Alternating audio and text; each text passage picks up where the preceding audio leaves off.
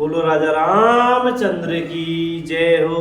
आइए प्यारे भक्तों, श्री रामचरितमानस अयोध्या कांड चल रहा है। संत श्री तुलसीदास जी महाराज कहते हैं, श्री राम जी और भरत जी के गुणों की प्रेम पूर्वक कहते सुनते पति पत्नी को रात पलक के समान बीत गई। किनकी?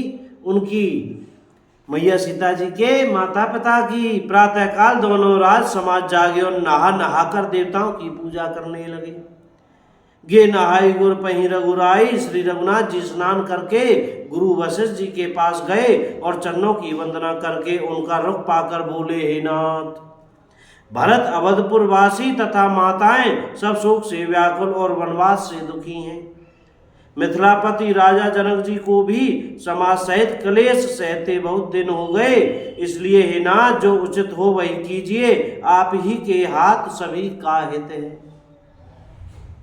ऐसा कहकर श्री रघुनाथ जी अत्यंत ही सकुचा गए।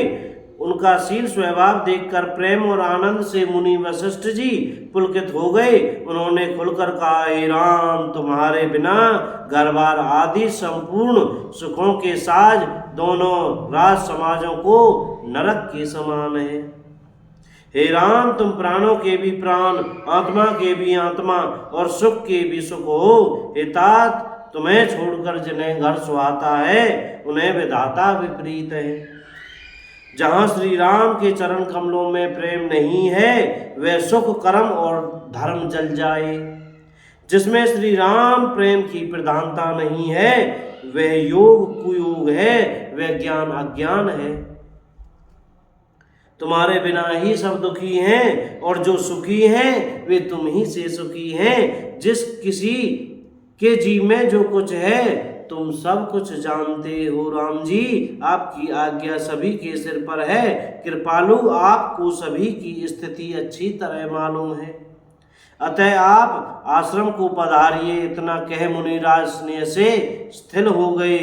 तब श्री राम जी प्रणाम करके चले गए और ऋषि वशिष्ठ जी धीरज धरकर जनक जी के पास आए। राम वचन गुरु निर्भय सुनाए, शील स्नेह सुभाए सुहाए। महाराज अब की जय सोई, सब कर धर्म सहित हित होई। गुरु जी ने श्री रामचंद्र जी के शील और स्नेह से युक्त स्वभाव से ही सुंदर वचन राजा जनक जी को सुनाए और कहा, हे महाराज, अब वही कीजिए जिसमें सबका धर्म सहित हित हो। हे राजन, तुम ज्ञान के भंडार, सुजान, पवित्र और धर्म में धीर हो। इस समय तुम्हारे बिना इस दुविधा को दूर करने में और कौन समर्थ है। मुनि वशिष्ठ जी के वचन सुनकर जनक जी प्रेम में मगन हो गए। उनकी दशा देखकर ज्ञान और वैराग्य को भी वैराग्य हो गया, अर्थात उनके ज्ञान वैराग्य छूट से गए। वे प्रेम से शिथिल हो गए और मन में विचार करने लगे कि हम यहाँ आए ये अच्छा नहीं किया। राम ही राय कहे बन जाना, कीन आप प्रिय प्रेम परवाना। श्री राम जय जय राम। राजा दशरथ जी ने श्री राम जी को बन जाने के लिए कहा और स्वयं अपने प्रिय के प्रेम को प्रमाणित सच्चा कर दिया।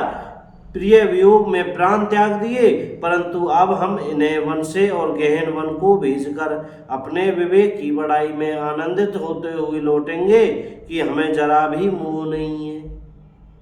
हम श्री राम जी को वन में छोड़कर चले आए, दशरथ जी की तरह मरे नहीं। तपस्वी मुनि और ब्राह्मण यह सब सुन और देखकर प्रेमवश बहुत ही व्याकुल हो गए। समय का विचार करके राजा जनक जी धीरज धरकर समाज सहित भरत जी के पास चले।